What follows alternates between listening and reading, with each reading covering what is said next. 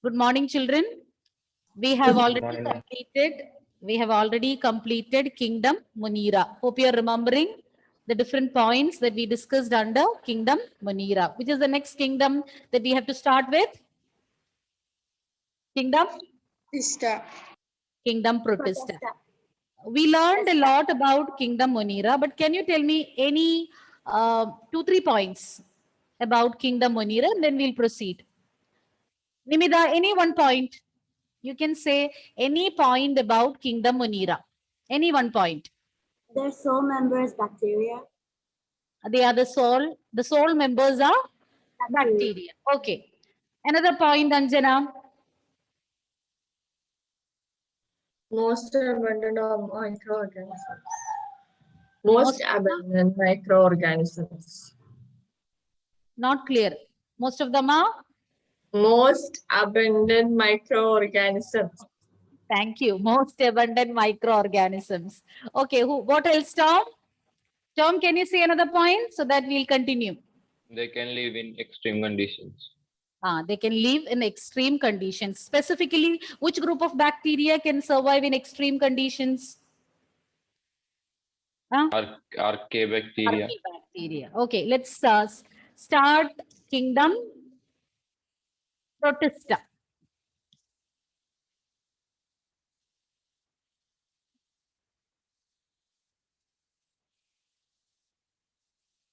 Kingdom Protista, that is the second kingdom that we are going to deal with. They are primarily aquatic. So mainly you find them in aquatic habitat. It includes single-celled eukaryotes, whereas in Kingdom Munira, the organisms were single-celled but prokaryotic. But this kingdom includes single-celled eukaryotic organisms. It forms a link with plants, animals, and fungi. So this particular kingdom is forming a link with plants, animals, and fungi. Next point, the cell contains well-defined nucleus. That is why you call them as eukaryotic organisms. And they are also provided with membrane-bound organelles. So they are single cell, and the single cell is provided with a well-defined nucleus and membrane-bound organelles. And some of them have locomotory structures like flagella and cilia. You know about flagella and cilia. Both of them help in locomotion. Flagella, when present, number will be less, but they'll be longer.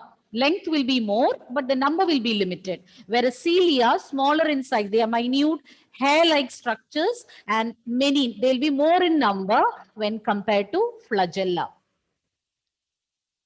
Reproduce asexually and sexually. They are capable of carrying out both sexual and asexual reproduction by a process involving cell fusion and zygote formation. That is mentioned about sexual reproduction. Here, cell fusion means the gametes will be fusing, resulting in the formation of a zygote. So some of the key points about Kingdom Protista, I'll repeat again. It includes single-celled eukaryotes. So the explanation is given in the point given below that the cell is provided, their cells are provided with well-defined nucleus. What do you mean by well-defined nucleus? What is the meaning of well-defined nucleus? Emmeline, when I say well-defined nucleus, what can you understand from that? It has a nucleus and cell membrane. Is it cell membrane? You said about nucleus. So what membrane? Cytoplasm. Organelles. Listen carefully and answer. Well-defined nucleus. When can the nucleus be well-defined? Where the membrane should be present? For the cell or for the nucleus? Nucleus. Nucleus. So here they have a nuclear membrane. When nucleus is bound by a membrane or nuclear membrane, you call it as a well-defined nucleus. And the organisms are known as eukaryotes. Cells are known as eukaryotic cells. So this particular kingdom includes Single-celled eukaryotes, that means their cells are provided with a well-defined nucleus, and the organelles, several cell organelles. You have learned about different cell organelles. So those organelles are provided with a membrane or membrane-bound organelles are found in these eukaryotic cells. Some of them have flagella or cilia to aid or to assist them in locomotion, to move from one place to another. They are mainly aquatic organisms, and it forms a link with plants, animals, and fungi. Clear? It forms a link with plants, animals, and fungi. Why do you say so? How can it form a link? It connects two major groups. Can anyone say?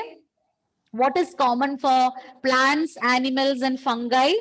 In terms of the nucleus, three of them are. In terms of nucleus, which category they will come under? Eukaryotes. Eukaryotic. And the kingdom which we already discussed, the previous one, Monera, it includes? Come on. Yes, Nivida? Prokaryotes. Prokaryotes. That means it is connecting the prokaryotic and eukaryotic, complex eukaryotes. So it is connecting, or it is acting as a link between the prokaryotic organisms and the complex eukaryotes. That is why we say it forms a link with plants, animals, and fungi. It connects the kingdom Monera, or it acts as a bridge between the prokaryotic organisms included under kingdom Monera and the complex eukaryotes. They can reproduce both sexually and asexually. And in sexual reproduction, just like in any other case, fusion of cells or gametes. Gametes are also cells. And they fuse together and result in the formation of a zygote. Okay? Shall I proceed? Hope you're noting down the points. Any doubt, Abhinav? No, ma'am. Okay. Can I change? Yes, ma'am. Okay. Now moving on. Classification. Kingdom Protista is broadly classified into 5 groups. Let's see how are they classified.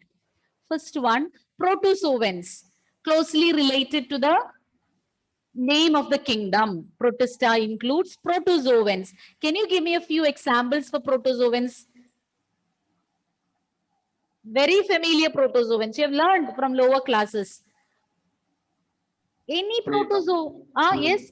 Amoeba. Amoeba, correct. Amoeba, then amoeba, paramecium. Then one common protozoan you know, which is a pathogen, causes malaria. What causes malaria? Which protozoan? Starting with P. Mosquito is the carrier, but causative organism is a protozoan. Starts with P. L. Plasmodium. Correct, Plasmodium. So that is also coming under this group protozoans. Now next, chrysophytes, dinoflagellates, euglenoids. Euglena, have you heard, children? Have you heard about euglena? No. Okay, then we will learn. Slime molds. So these are the different groups coming under kingdom Protista. So different classes. Actually, these are the classes of Protista. So under Protista, there are several classes: protozoans, dinoflagellates, chrysophytes, euglenoids, slime molds. You should be thorough with the classification because you will be learning about so many other divisions under different kingdoms. So when these names are listed, see that you make some code or something so that you will not have any confusion. So make it thorough. Protozoans. First class you can easily remember because it's coming under Protista. Protista includes protozoans. Then dinoflagellates, chrysophytes, euglenoids, slime molds. Slime molds, euglenoids, dinoflagellates, protozoans, and chrysophytes. Chrysophytes, protozoans, dinoflagellates, euglenoids, and slime molds. Maybe it can be asked as a 5 marks question to explain, briefly explain the different classes coming under kingdom Protista. So we will be learning about each one in detail. To begin with, chrysophytes. They are found in fresh water as well as marine environment. So in the beginning itself, I told you they are primarily aquatic. And these chrysophytes, they are found both in fresh water and marine environments. They are microscopic. They are too small to be seen with naked eyes. So they are microscopic and they float passively in water currents. So planktons means we have zooplankton and phytoplankton. So they are microscopic. These are microscopic organisms. So that is why you call it as plankton. So plankton includes zooplankton and phytoplankton. Phytoplankton is for plants and zooplankton for microscopic animals. So these are microscopic and they are floating passively in water currents. So slowly the movement is, we learned that some of them are having flagella and cilia, and those which are not having any locomotory structures also, they can float slowly along with the water currents. Most of them are photosynthetic. Majority of them can carry out under chrysophytes. Okay, majority of them can carry out photosynthesis. And it includes diatoms and golden algae. And we call it as golden algae because of the golden pigment present in them, which you call as fucoxanthin. You don't have to learn the name of the pigment. It's because of the pigment known as fucoxanthin. They appear golden in color. And that golden color can also be due to the storage of oil droplets. So they store oil droplets in their body as a source of food. So as a source of food, these golden algae store oil droplets. Plus the presence of the pigment fucoxanthin can give them a golden yellow color. Okay, so chrysophytes includes diatoms and golden algae. Diatoms and golden algae. Golden algae, we even call it as desmids. Diatoms and golden algae are included under chrysophytes and they are found in fresh water as well as marine water. They are microscopic. They are very small in size and they float slowly along with the water currents. With the movement of water, they also move slowly.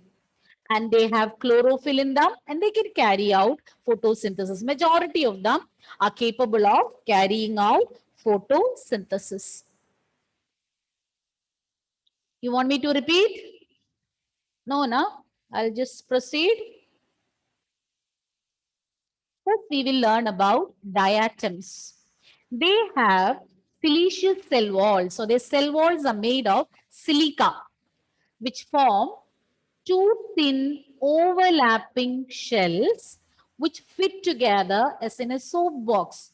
You might be familiar with the soap boxes, not the present one. Now I think no lid for that, just like a dish. But earlier we used to have soap boxes with two parts and we close it. It is having a lid and a base part is also there where you keep the soap and then you cover it with the lid. So similar to those soap boxes, here also two overlapping shells are present. So one shell will be covering the other one, overlapping the other one. Once again, they are made up of special type of cell walls or which is embedded with silica. And this cell wall will form two thin overlapping shells and they fit together. These two parts of the cell wall will fit together as in the case of a soap box. The cell wall deposit of diatoms, you know, as I told you in the first line, the cell wall is made up of silica. And the cell wall deposits of diatoms over billions of years in their habitat, you call as diatomaceous earth. When they die and when they get destroyed, their cell wall will remain because of this silica content. So cell wall will form a deposit over there. And when these deposits, when these are forming a heap, then you call it as a diatomaceous earth. These particles or the cell wall embedded with silica will get accumulated even after the organism has got destroyed or died. These deposits will remain, and you can call it as diatomaceous earth. And it is it's having so many uses. This particular material or these cell wall deposits with silica is used for polishing, filtering oils and syrups. The diatoms, these are the chief producers in the oceans. Chief producers from the term itself, you might have understood. They are capable of carrying out photosynthesis. They produce food because I told you, majority of them are photosynthetic. They have green pigment, and with the help of that, they can carry out photosynthesis. And hence, we consider them as the chief producers in oceans. So once again, I'll repeat the points. As I told you earlier, chrysophytes include diatoms and golden algae. And first, we are discussing about diatoms. And the speciality of this particular group is that they are provided with specialized cell walls where silica is present, siliceous cell walls. And these siliceous cell walls, they fit as if in the case of a soap box, as they are having two overlapping shells, and that is why they got the name diatoms. And these, even after the death of the organism, these deposits will remain, and they form, when they accumulate, they form what you call as diatomaceous earth. This, because it's containing silica, they cannot be destroyed. The silica deposits are indestructible. The reason is the presence of silica. The organism might get perished, but these deposits will remain. And when they accumulate, you call it as diatomaceous earth. So where they live or in their habitat, you can see heaps of this particular substance. And it is used for polishing, filtering syrups and oils because it's very gritty. And it is useful in, or it is because of that gritty nature, they can be used for polishing, then also used for filtering syrups and oils. And diatoms are considered as the chief producers in the oceans. So I'll repeat all the points once again.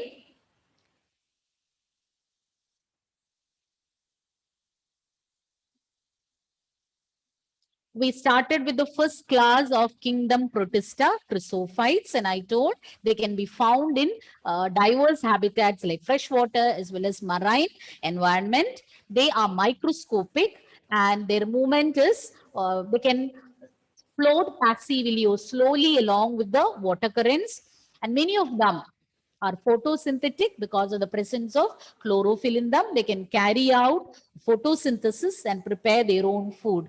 And it includes diatoms and golden algae.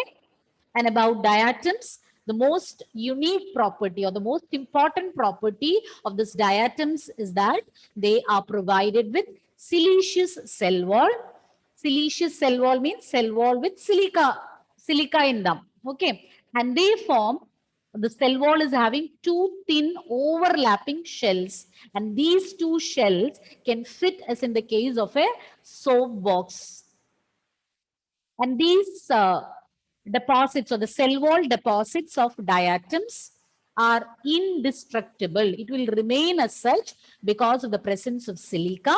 And when they accumulate, you can find the accumulation of these substances in their habitat, and this accumulated cell wall deposits you call as diatomaceous earth. So as I told you, they cannot be destroyed, so they'll remain like that even after billions of years. And being very gritty, or because of the gritty nature of this material, you can use it for polishing, filtering oils, syrups, etc. And they are considered to be the chief producers. They are considered as the chief producers in the ocean. Any point to be repeated, children? Any point to be repeated? Yes? Now can we have a recap? Yes. So hope you have understood what we covered just now. We started with kingdom protista. So we'll begin with the features of kingdom protista. Lakshmi, tell me any one feature of kingdom protista. They are single-celled and eukaryotic. They are single-celled and eukaryotic. Sarah, another point. Primary aquatic. They are primarily aquatic. Then, Shabiri, They have a well-defined nucleus and membrane-bound organelles. they have well-defined nucleus and membrane-bound organelles. Malavika, Yes, ma'am. ah, Ma'am. okay, Malavika, we've been okay. Now, next time onwards, I'll call your full name so that there won't be any confusion. Yes, Malavika, we've been can say. It form links with plants, animals, and fungi. They form, or this particular group or kingdom will form a link between plants. Plants, animals, and fungi. Okay, then Samia, what are the different Yes, ma'am. what are the different classes? What happened to your video? Ma'am, net was trouble during that screen sharing. I will try again. 1 minute. Okay, okay. What are the different classes included under kingdom protista? List those. List the different classes. Protozoans, Protozoans. chrysophytes, euglenoids, Ah, slime molds, and one. Meherin, what did she miss out? Dinoflagellates. Dinoflagellates. And then we started with chrysophytes. Jyoti, tell me about chrysophytes. They are microscopic. They are microscopic. Then They are found in freshwater and marine environments. okay, good. Then Elaine, another point. Most of them are photosynthetic and include golden algae and diatoms. Okay, then more about diatoms. Who will say? Gaya? Tell me about diatoms. Iron, Agna, Hasif, Buddha, Fahis, Analyst, Sanjana. Quickly turn your videos on. Yes, Gaya, continue. They have cell wall made up of silica, which is indestructible. Very and good. Enough, in the enough. form of Yes, enough, enough. What do you call these cell wall deposits? Meryl? Diatomaceous earth. Diatomaceous earth. What is diatomaceous earth, Meryl? What is it? The cell deposits of the diatoms over billions of years. Okay. Why we say it is indestructible? What is present in that, Meryl? What substance is present? Which substance makes it indestructible? Starting with yes. Yes. Who will help her? Devika, name that substance present. Silica, ma'am. Silica. Meryl, what is that? Silica. Silica. Okay. Then, what are the advantages of this diatomaceous earth? Sahis, what are the advantages? Resin and oil syrup. Pardon? Can you me? What are the uses of this diatomaceous earth? How are they useful to us? Filtration. Filtration. Oil. Filtration, oils and syrups. And I said being gritty, it can be used for P, starting with P. P, O. Hasif? Polishing. Yes? Polishing. Fahising? Sorry. Fahis, what was that? Polishing. Polishing. Okay. So shall we continue, or I think one can take a seminar. Who is prepared? Who has prepared for the seminar? Malavika, Prabil and Shabari, no? Who else? Atulya. One of you can take. Who will begin? Shabari, are you ready? Yes, ma'am. Okay, you may start. You have to share the screen, no? Slide is there? Slides are there? PowerPoint presentation is there? Shabari? Yes, ma'am. Yes, ma'am. Okay, let me check. Yes. Okay, now you can start.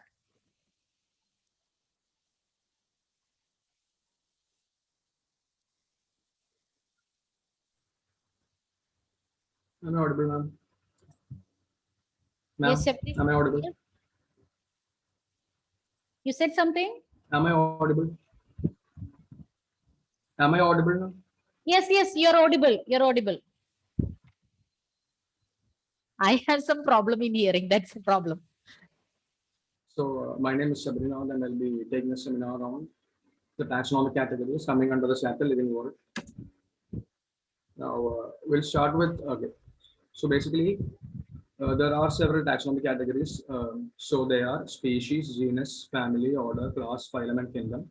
And out of this, species is the basic unit of classification, and the kingdom is the highest unit of classification.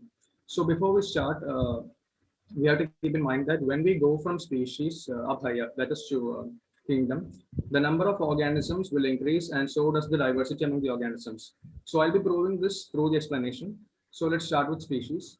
Now, species is a group of organisms which are genetically distinct, reproductively isolated, and similar in morphological characteristics. So we'll try to explain this using an example. So I've taken Panthera leo. Here, Panthera is a genus. We don't have to think about that now. And Leo is the specific epithet. That is a species name. So Panthera leo is basically lion. So if we consider lion, then we can try to explain this with that example. So lions. So lions, when we look at lions, we can understand that they are genetically distinct. That is, if we consider another organism like a tiger, we can find that lions are distinct from tigers on the basis of genetics or genes, and also on the basis of reproduction. That is, lions can only interbreed among themselves to produce fertile offsprings. So keep in mind fertile offsprings. And this is a lion. Most of you have seen, I mean, many of all of you have seen. So that's right. So genus. Now, next is genus, the next one. So genera are aggregates of closely related species. This means that a genus can be considered as a group which includes several species. So considering a genus called Panthera, it includes several species like, let's say, Panthera tigris, like tiger, Panthera leo, as we mentioned earlier, lion, and also Panthera pardus, a leopard. And genus comprises a group of related species, which has more characters in common in comparison to species of another genera. So suppose we consider the genus and we consider the species among this genus. So these species will have more characters in common as compared to other species in another genus. So these are two species coming under the genus Panthera, lion and tiger. That is Panthera leo and Panthera tigris. So if we look at the differences between this lion and this tiger, we can find that they have more differences as compared to just lions. So earlier when we compared to lions, we could find that they were more similar than this. So as we went from species to genus, the differences increased. Next comes family. Family is a group of related genera with less number of similarities as compared to genus and species. Now, families. Okay. Families are characterized on the basis of both reproductive and vegetative species of plant species. So family is also a group which contains several genus. And in plant species, they are categorized into different families on the basis of vegetative and reproductive features. Now, considering a family Felidae, the family Felidae includes the genus Panthera and genus Felis. Now, if we compare this Panthera with Felis, we can find that the differences have again increased when compared to the genus. Now, order. Order is an assemblage of families with a few similar characters. So now when we come to order, we can find that it is a group containing several families, and the similar characteristics has decreased. That is, the difference has increased now. And similar characters are less in number as compared to different genera included in a family. So just like I said, when compared to genera coming in a family, now when we take the case of order, the differences have again increased. So there is an order Carnivora. The Carnivora includes, now these are two examples, Felidae and Canidae. Now as you can see, Felidae this is a leopard and Canidae is a jackal. So we can find that the differences between this leopard and this jackal is more than what we found in the previous case. Now class. This category includes related orders. So class, okay, under class, there are several orders. So class is a group of related orders. Now, an example of a class is Mammalia. And Mammalia includes Primata and Carnivora. For Primata, I've taken gorilla, and for Carnivora, a wolf. So now we can find there are a lot of differences. Like, example, you can get the tail. The wolf has a tail, but the gorilla does not. So that's a morphological characteristic. Now next comes phylum. Classes having features in common constitute a phylum. So phylum is a group of several classes. Now, example of a phylum is phylum Chordacea, and how are organisms coming under phylum Chordacea? That's on the basis of notochord and dorsal hollow neural system. That's second point. Now, in case of plants, classes with a few similar characters are assigned to higher category called division. Now, just that in the case of animals, when we use phylum, but in the case of plants, we use division. That's an example, like we use division angiospermae because it is coming under the plants. Now, kingdom. Kingdom is a group of related divisions of phyla. All animals belonging to various phyla are assigned to the highest category called kingdom Animalia. And the kingdom Plantae, on the other hand, is distinct and comprises all plants from various divisions. So a kingdom includes related phyla. Now, suppose all the animals coming under various phyla are included in kingdom Animalia. That's why it has a name. And then all the plants coming under various phyla are included in the kingdom Plantae, like the name suggests. Now, these are not the only two kingdoms. Currently, we follow the 6 kingdom classification proposed by Carl Woese.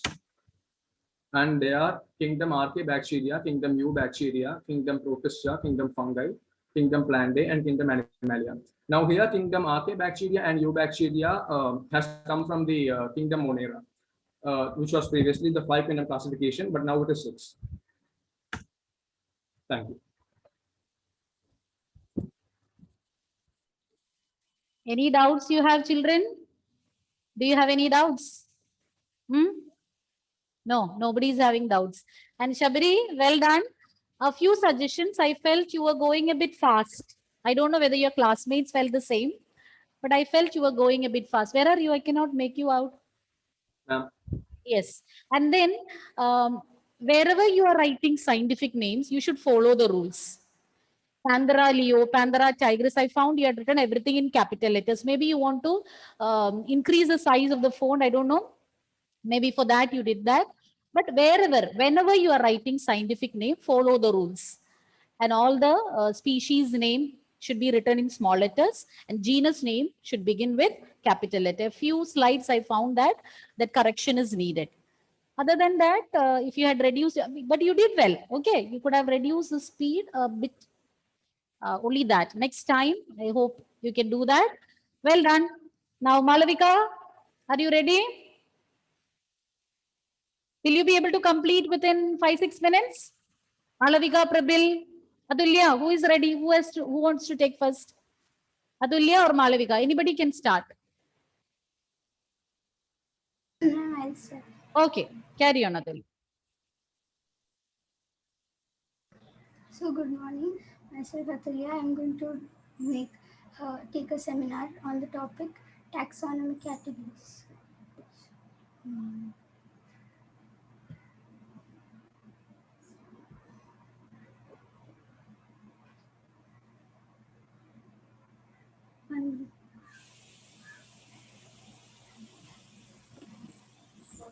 So I'm going to take a seminar on the topic taxonomy categories. So let me explain taxonomy categories to you. So classification involves a hierarchy of steps in which each step is called a taxonomic category. So as you can see in the figure there, kingdom, phylum, class, order, family, genus, species. These are the taxonomic categories here. So they are also called ranks. So all categories together constitute a taxonomic hierarchy. All these taxonomic categories together are called a taxonomic hierarchy. And each of these taxonomic categories represent a unit of classification. Okay, a group of organisms together occupying a particular category is known as a taxon. Like species is a taxon. So, example, class, that is a taxonomic category class, includes Mammalia. Then we'll first discuss the lowest taxon, that is species. So, species is a group of individuals which are genetically distinct, reproductively isolated, and morphologically similar. So, which means they have their genetic characteristics are different, and they are reproductively isolated, which means that they can reproduce only with their own. The organism under one species can reproduce only with another organism which comes under the same species, and they are morphologically similar, which means that their external characteristics are similar.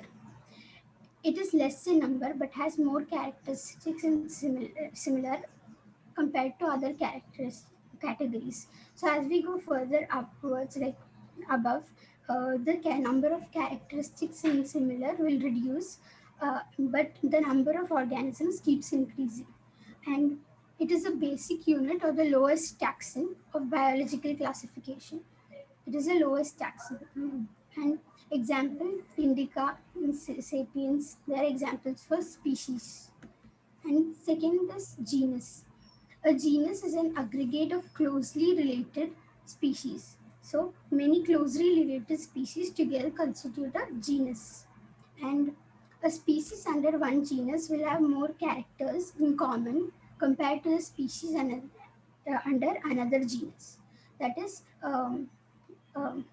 species under one genus has more characters in common to species under the same genus when compared with other species, with other genus. Example, Solanum and Panthera are two genuses. And next is family. So it is a group of related genera. That is, many related genera together constitute a family. It has less number of similarities, but compared to genus and species. As I told you before, as we go further, the number of characters in similar keeps reducing. So they are characterized on the basis of vegetative and reproductive features. And example is family Solanaceae includes Solanum, Petuna, and Datura. That is, Solanum includes vegetables like potatoes, tomatoes, etc. And next is family Felidae. It includes Panthera and Felis. So Panthera includes lions, tigers, and leopards, etc. Whereas Felis includes cats. So as I told you, many species together form a genus, many genus together form a family, many families together form an order, and so on. So that's all from me. Thank you. Okay, Adulya, good. And here I found the same problem, because whenever you write the scientific name, and that too when it is printed, it should be in italics. So follow the rule everywhere. And then leopard spelling was wrong. Okay, check that. The rest was okay. Okay. You will keep on improving. Then, Malavika? Yes, ma'am. Oh, no time no today. So we'll continue next class. Okay, children. So shall we wind up? Thank you. Thank you. Thank you, ma'am. Thank you, ma'am. Sir said something? No. Okay. Thank you, children.